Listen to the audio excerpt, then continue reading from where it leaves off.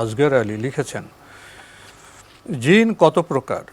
এক হুজুর বললেন জিন দুই প্রকার, এক প্রকার ভালো, আরেক প্রকার খারাপ।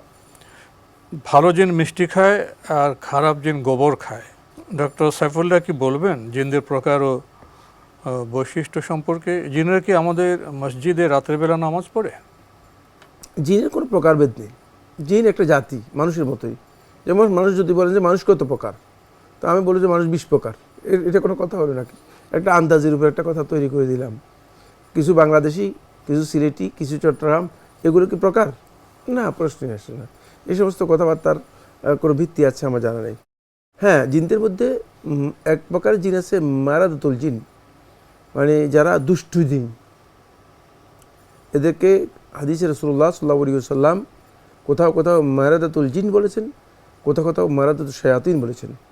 এরা শয়তান জিন, মানে যারা জিনদের মধ্য থেকে আল্লাহর আনুগত্যের বাইরে চলে গিয়েছে, আল্লাহর আনুগত্যে যারা আসে নাই, এরা হচ্ছে মারাদাতুল জিন।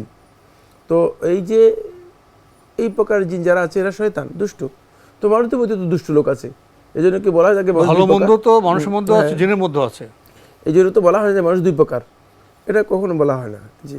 আর 2 নম্বর হচ্ছে, হ্যাঁ, জিনদের মধ্যে একদল আছে ইমানদার, যেটা কোরআন সাক্ষ্য দিয়েছে, যে রাহাতু মিনহুম, যাদের মধ্যে একদল আল্লাহর প্রতি ঈমান এনেছে জিনদের মধ্যে থেকে।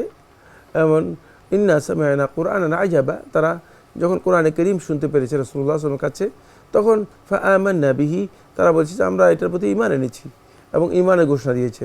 ফলে জিনদের একদল লোক রাসূলুল্লাহ সাল্লাল্লাহু আলাইহি ওয়াসাল্লামের কাছে এসেছে, তারা এসে আল্লাহ রাসূলের কোরআন শুনেছে, কোরআন শুনে ঈমান এনেছে, এবং তাদের মধ্যে একদল লোক আছে ঈমানদার।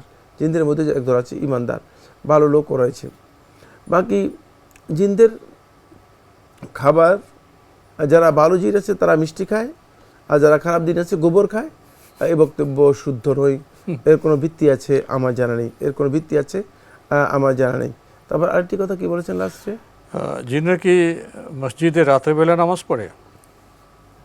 রাতের বেলায় পড়তে পারে, দিনের বেলায় পড়তে পারে। জিনদেরকে তো আমরা দেখি না। জিনরা আমাদের মতো দৃশ্যমান নয়। জিন যা মানুষের মসজিদের মধ্যেও সালাত আদায় করতে পারে, বাইরেও সালাত আদায় করতে পারে, তাদের নিজস্ব আবাসনে তারা সালাত আদায় করতে পারে, মসজিদেও তারা সালাত আদায় করতে পারে, মুসল্লিদের সাথে সালাত আদায় করতে পারে।